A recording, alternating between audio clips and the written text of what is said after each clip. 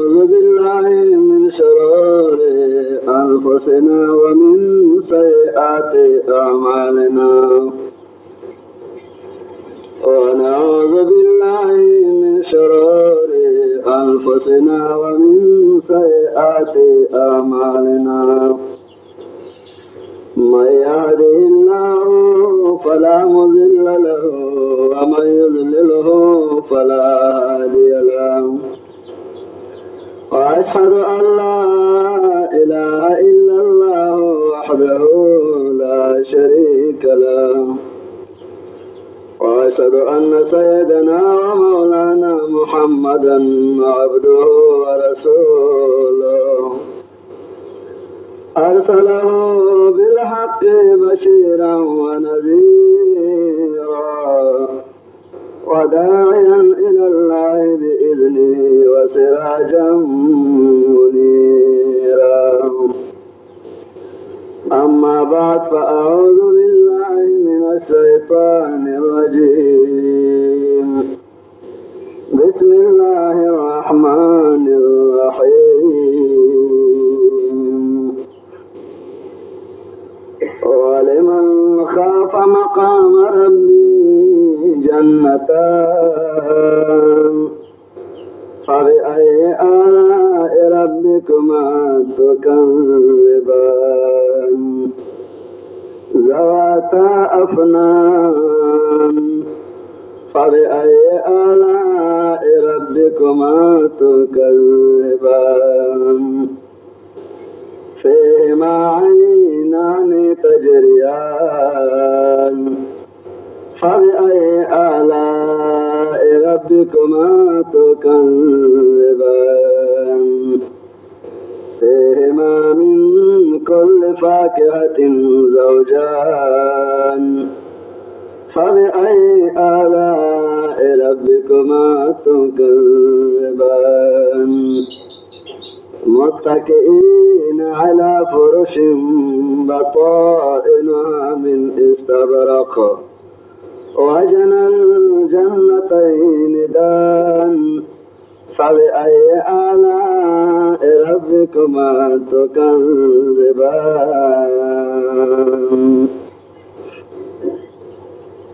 زما خبرنا الله جل جلاله د خوشالو بلکې د ټولو خوشاله او د ټولو نعمتونو د پاره چې کوم ځای تیار کړی دی نو د هغه نوم دی جنت او د ټولو غمونو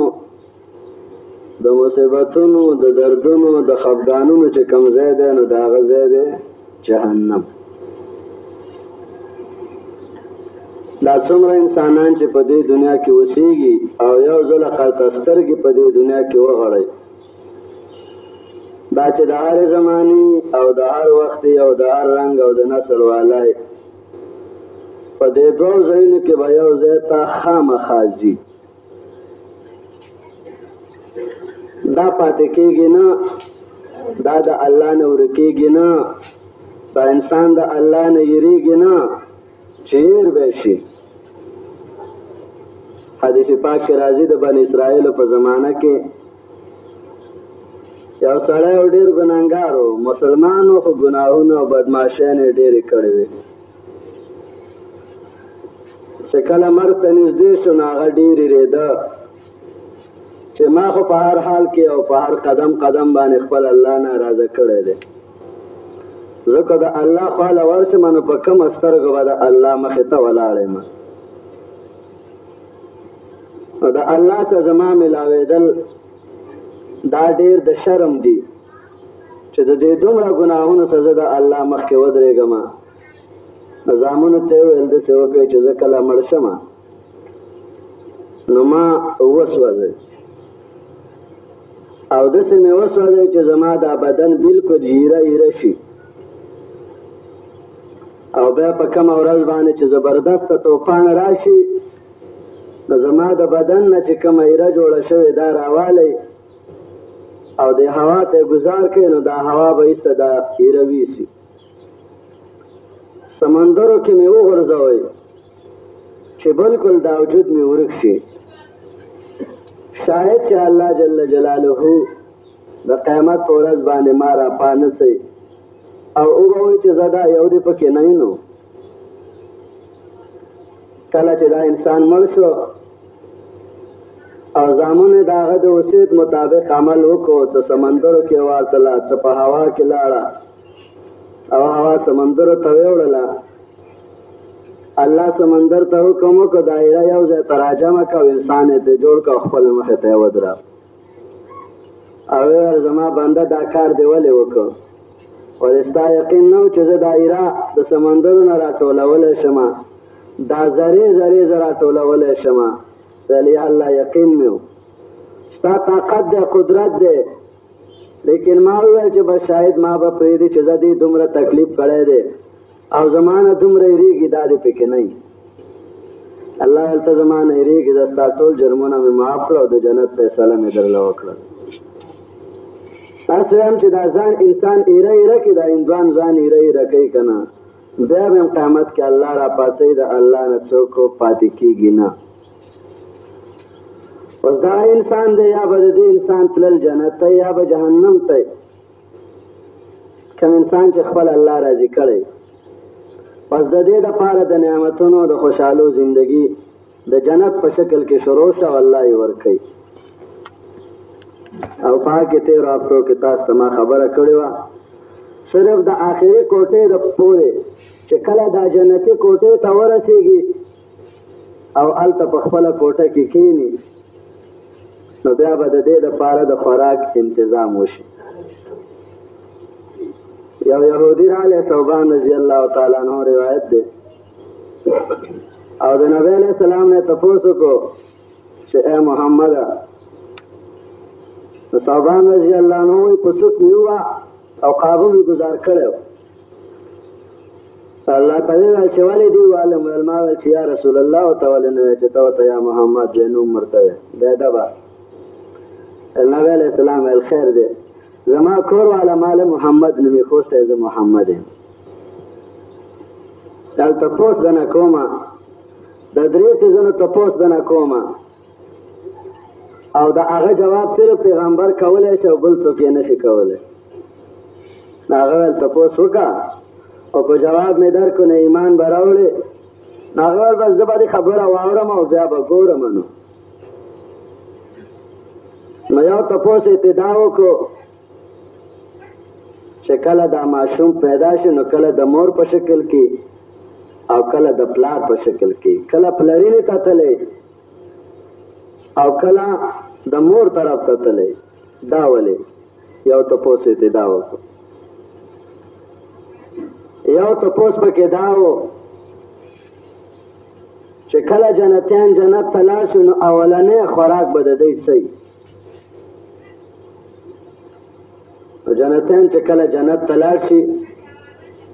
او خپلو کمرو ته ورسېږي او مکانونو ته، نو د دوی اولنی خوراک چې په جنت کې هر جنتي اول کوي، نو حدیث کې راځي بالام و نون، هغه به مئی او غویي. د دوی چې کومه آینه ده، دا آینه به د غویي آینه د مئی، دا به اولنی خوراک د جنتی چې په جنت کې به الله دې ته دا خوراک ورکړي. د جنت په نعمتونو باندې چې کله هم د انسان داخله کولاویږي نو اولنی به دې ته د غویي او د کبو هغه آینه به دې ته ملاویږي او هغه به خوري. او د هغه آینې نه چې خوراک کوي نو حدیث کې راځي چې 80,000 کسان به په هغه آینه باندې مړېږي. د دنیا آینه نه ده چې ګنې لږ پوټی دی، 80,000 کسان به د هغه آینې نه خوراک کوي. دا به اولنی خوراک کوي چې دا به جنتي ته میلاو شي او الله به جنتي لولي. او د دې نه وروسته به بیا د جنتیانو دپاره د خوراکونو سلسله شروع شي. حدیث کې راځي، نبی علیہ الصلوۃ والسلام حدیث دی چې ادنا جنتی چې دی کوم چې بالکل په ټولو جنتیانو کې کمې درجې والا جنتي دي د هغه حال بیانوي نبي علیه السلام چې دا به هغه چې دې جنتي له به 10,000 خادمان راشي 10,000 خادمان دا چې کم د دې خدمت کوونکي دي په جنت کې دا به ورله راشي او دا خادمان به ورته خوراک راوړي چې خوراک ولا کله راوړي نو د هر یو خادم په لاس کې به یو پلیټ وي یو پلیټ به د سرو زرو یو پلیټ به د سپینو زرو نو چې 10,000 خادمانی او د دې په لاس کې دوه پلیټونه نو څو پلیټه شو 100,000 پلیټه شو دا 20,000 پلیټونه دا به د جنتی ته مخ کې کېږي او په دې هر یو پلیټ کې به هغه خوراک چې هغه به په دې دویم کې نه وي دنیا کې خو موږ کله پلیټونه ډېر کو په یو طرف تم صاحبې په بل طرف تم صاحبې یو طرف تم ماستې بل طرف تم ماستې او د دنیا دا چې ډېر کې نو څه به شي چې یو بادشاه دله ډوډۍ کوي که نه نو د هغه په دعوت کې به څه چرګ وی که نه او ګډ وی هغه خو بل شی نشته ماهي به یې ګډ به یې چرګ به او نور لوګان دي پکې او دغه ټماټر د بازار دی او دغه بینډۍ او دغه بنګلۍ او دغه کوچ او دغه ماسته او دغه شات دا شی نه دي دا دله یو غریب هم کوي او یا دا دله یو مالدار هم کوي د دې نه خو آخوا په دنیا کې نور څه نشته د دنیا دا ټول پخلی چې راجمه کې تقریبا 100 ته نه رسېږي یا به بنګلۍ یا به لوګانې یا به بینډۍ یا به لیسۍ یا به غوښه یا به دا شی دی هلته به صرف د غریب جنتي دپاره 100,000 پلیټونه او هر یو پلیټ کې به هغه خوراک چې هغه به په بل کې نه وي دا به د جنتي ته کېښودلی شي صحابه کرامو ته هم لږ اشکال وشو چې یا رسول الله خوري به څنګه دومره پلیټونه دي دا به څنګه خوري نبی علیہ السلام د الله په ذات باندې قسم هر جنتی ته هلته الله د 100 کسانو د خوړلو طاقت ورکړي او د 100 کسانو د کوروالي طاقت به الله ورکړي 100 کسان چې په دنیا کې په یو ځای کې څومره خوراک کوي دومره خوراک به هغوی کوي بلکې د 80 ډړو نه به زیات خوراک کوي جنتیان په جنت او چې کله خوراک کوي نو په دنیا کې د خوراک انداز جودا دی او په جنت کې د خوراک انداز جودا دی دنیا کې چې کله سره خوراک کوي او وږی او 2-3 نوڼې شي په شوق باندې وکړي خو چې کله نیمګړی شي نو رویه جذبه کېني او چې آخري نوڼو ته ورسېږي نار څډکي یو ځای پرېږدي نه شي خوړلی بډ به ورته ګوري خوړلی نه شي هلته پراته خبره ختمه شي جنت کې چې کله جنتي نعمتونه خوري نو کم خوند چې اولنۍ نوڼۍ کوي نو هغه خوند به بالکل آخري نوڼۍ چې دی هغه ډوډۍ بس کوي آخري نوڼۍ به هم هغه خوند ورکوي او د دنیا د څیزونو خوراک چې څومره دی نو د هغه خوند او مزه صرف په خوله کې د مرۍ نه چې لاندې لاړه نو بیا یې مزه نه وي د جنت دا به په خوله کې هم کوي په الخ کې به هم کوي او په خېټه کې چې پرته وي هلته به هم هغه مزه کوي کومه مزه چې په دې خوله کې کوي بیا شراب طهور ورته وایي هغه شراب طهور به پرې وڅښي چې هغه پرې کله وڅښي نو دننه به هغه هر څه هضم شي بس خېټه کېږي به هلته سړی نه چې خېټه به شي 10 ورځې بعد یا 100 ورځې بعد بیا خېټه شوی هلته به نه خېټه کېږي سړی هلته چې د شراب طهور پسې وڅښل د هغه په وجه باندې به دننه هغه شی ایسته وسوځي دا کراچۍ ته چې کومې ډبې ځي 100 لیټره تېل ورسوي که نه ورسوي نو چېرته ولې چې ګاډۍ اودس مات کړ ګاډۍ نه تش اودس مات وي او نه ډک دا خوراک چې کوي تشي دننه پسې سوځي که نه سوځي دننه هغه ټول تېل سوځي دننه سوځي جنت کې چې کله جنتیان خوراک کوي دننه به هغه ټول هر څه به ختم شي البته یو اټکی به وکړي د دې اټکې سره به د دې اجمره چې ورته به ختم او حدیث کې راځي کله به په دې باندې خوله راشي هغه خوله به هم بدبویه نه د مشک او د عنبرو په شانتې بي به کوي هغه خوله د دې سره به د دې جنتي هغه هر څه ختم دا خوراک به څه وخت کوي موږ او تاسو چې کله خوراک کوو که نه سهار کې پکې اوس چای راغی خو مخکې عام طور سره دنیا چې آباده وه خوراکونه راچلېدل 11 بجې به ډوډۍ وه بیا به د غرمې خوب او د هغه نه وروسته د ماښام نه وروسته به بیا ډوډۍ وه دا 2 ټیم ډوډۍ جنت کې چې ډوډۍ ده نو هلته 5 وخته ډوډۍ ده، هلته 5 وخته. دا 5 منځونه چې کوم دي د ورځې که نه، په دې هر ټایم کې به هلته ډوډۍ، هلته به ډوډۍ 5 ټایمه ډوډۍ به. خو په دې ټایمونو کې به 2 ډوډۍ داسې چې هغه به صرف د الله د طرف نه میلمستې. دا 3 ډوډۍ خو به داسې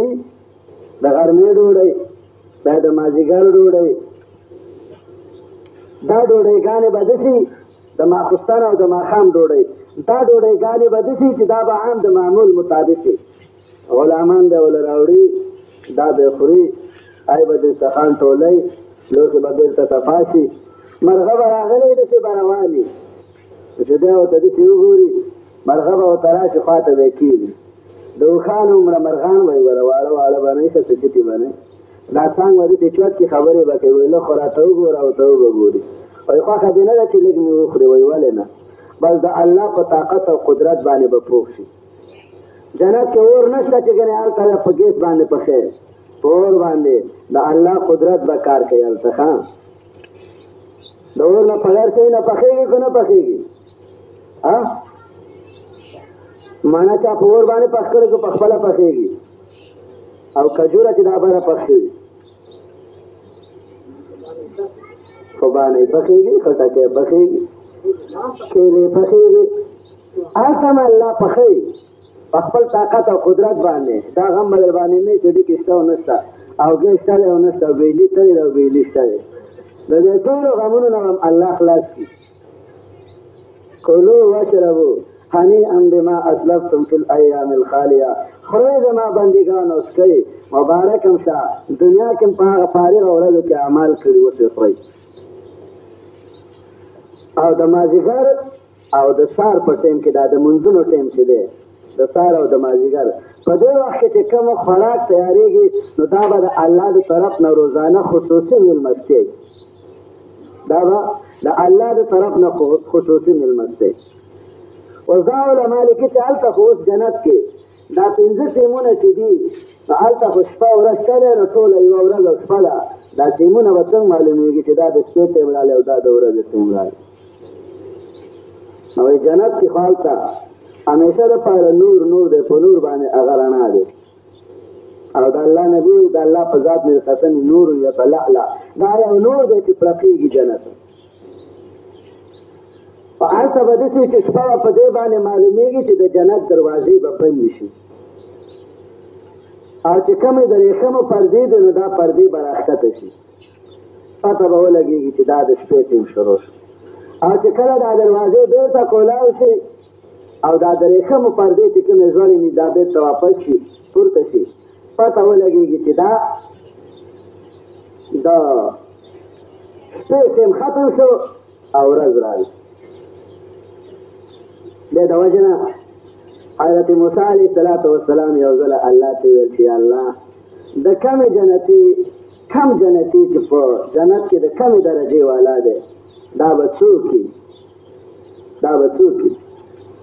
حضور علیه السلام ورته وویلې د الله نه تپوس وکړه. نو الله ورته وویل چې موسی د کمې درجې والا جنتي به هغه وي چې هغه ته به د دې دنیا لږ څون د جنت ورکوم. ویل الله اول نمبر ویل د هغې عزتونه ما په خپل لاس باندې تیار کړي دي، او هغه داسې دي چې نه یو پیغمبر لا لیدلي دي او نه یو فرښتې لیدلي دي. نو دا هغه د کمې درجې جنتي دی چې هغه به په 100,000 پلیټونو کې خوراک کوي، او الله به هغه ته دا نعمتونه وایي. ما خیال دی بار هم دغه لږه ولیدي نو ملګرو ته تقاضا کړې وه چې یاره د پکو دپاره هم څه ضرورت دی چې بار ولګېږي، د کومه درجې والا دی چې الله به دې ته دا نعمتونه ورکړي. دا خوشحالۍ نه به هغه ته الله جل جلاله ورکړي. موسی علیه السلام ته وایي ادنا درجې والا ده. اوس د لوی درجې والا چې کوم یو هغې ته الله کوم نعمتونه ورکوي زما په ګورونو د هغه پته نه لګي چې د هغه کوم نعمتونه دي. بس د هغه په باره کې بس دومره خبره ده فلا تعلم نفس ما اخفي لهم من قرة اعین جزاء بما كانوا يعملون. بنده تا ته څه پته ده چې ستا د سترګو د یخوالي او د خوشحالو دپاره ما څومره نعمتونه تیار کړي دي او دا ستا د عملونو بدله ده. او الله چې بیان کوي نو بیا په آخر کې وایي اذا رأیت ثم رأیت نعیما وملکا کبیرا، چې کله راغلی ودرېدل کې خیر نو هلته به یو ډېره لویه بادشاهي وي. بادشاهي ده، بادشاهي به یو کس ته الله حواله کړي. دا به د دې جنتي په جنت کې د خوراکونو انتظام، دا خوراک چې کله دی وخوري هغه نه به وروسته جنت کې به بیا میوې وخوري. میوې به دنیا کې خلک میوې خوري که نه، هلته به ورته میوې. د انسان د طبیعت د خوشحالولو دپاره به الله د میوو ځان له انتظام کړی. او دې آیاتونو کې الله د هغه ذکر کوي چې په هغه کې به کیلې به پکې ځان لري، بیان یې کړی قرآن یو قسمر کړی، انار به پکې ځان لري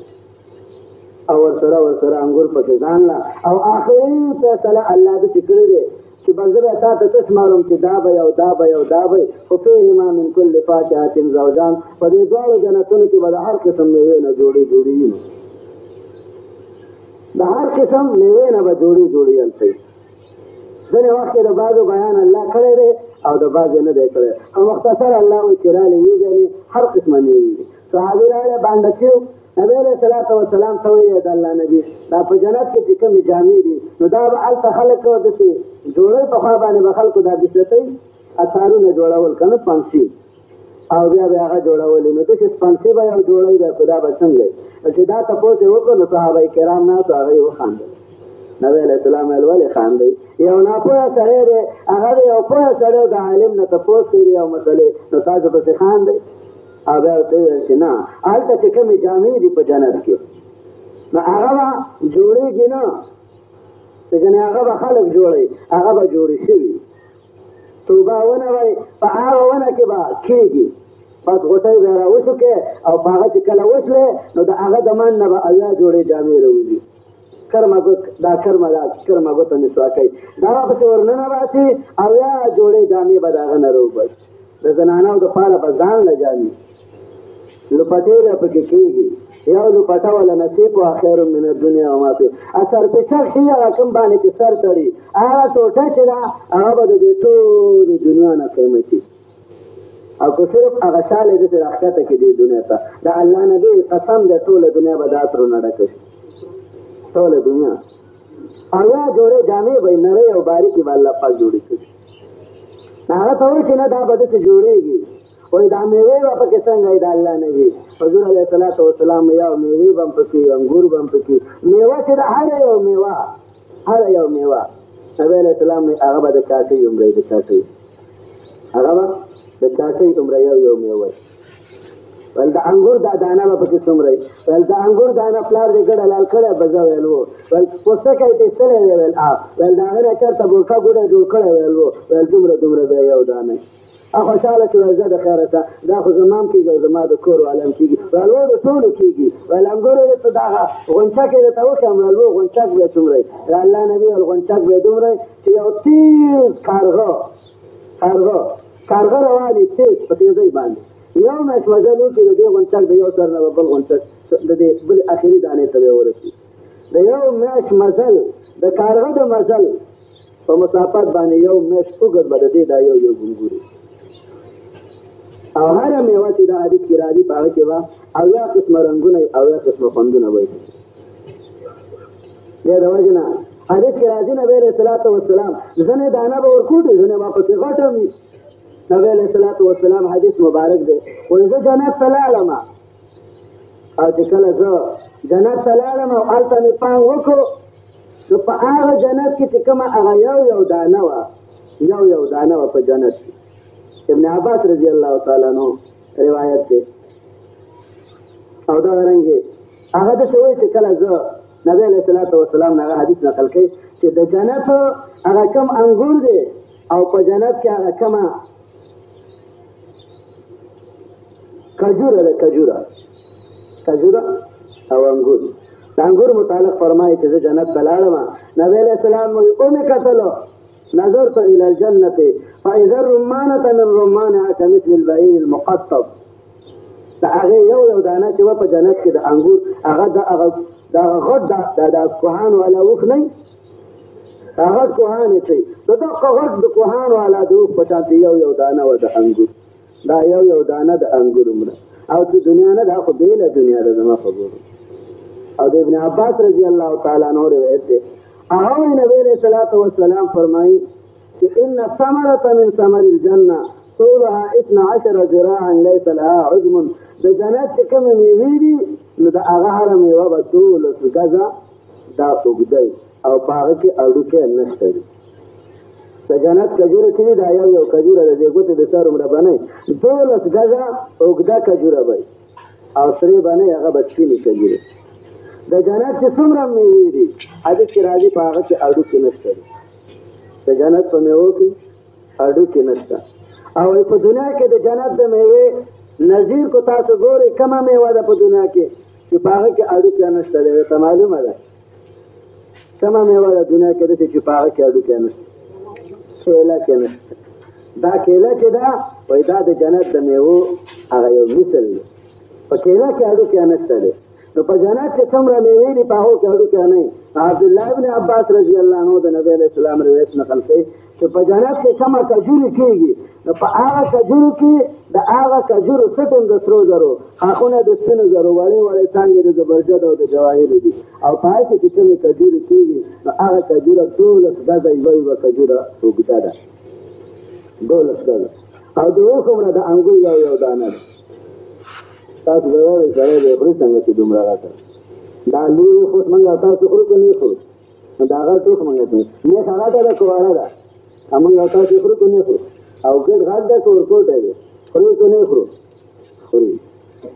هندوانه غټه ده په خوله باندې دي څه یو بېمانه غوندې سر ته ووایي چې دا دومره غټې غټې دانې دي دا به سړی څنګه خوري